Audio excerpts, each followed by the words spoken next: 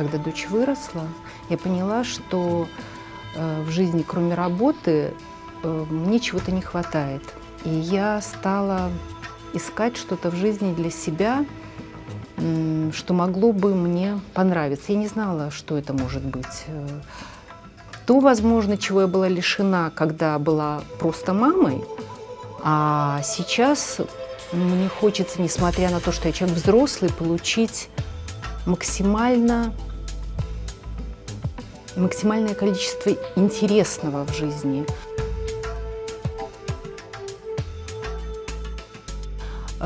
Пригодится мне это или нет, это не имеет никакого значения. Я хочу вести активную жизнь, полную интересных событий.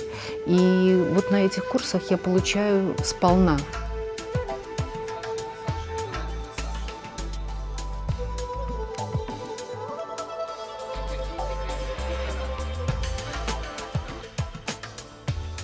Я думала, что буду просто заниматься актерским мастерством, о котором я не имела ни малейшего представления. А я получаю возможность размышлять о себе.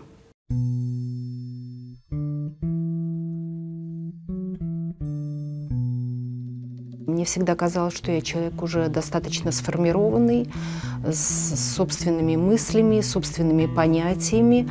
Эти занятия дают мне возможность посмотреть на себя в первую очередь по-другому и на других людей по-другому их понимать, общаться. Это колоссальный рост, очень активный рост, продуктивный для меня.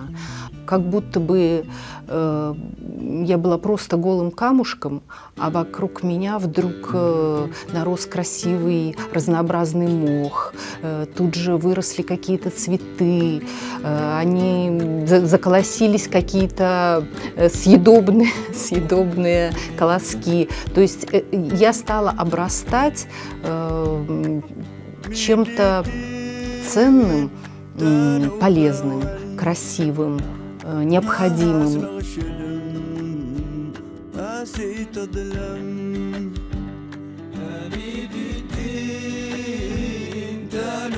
Вот я сама себе представляю такой пирог, в котором мне сказали, что я должна найти маковую крупинку.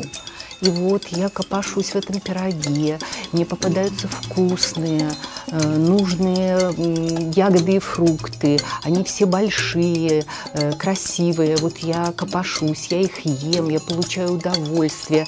Натыкаюсь на какие-то непонятные, может быть, даже мясо, я не знаю, что-то. Но мне нужно найти крупинку. И в этот поиск этой маковой крупинки, вот этого зернышка, есть самое интересное.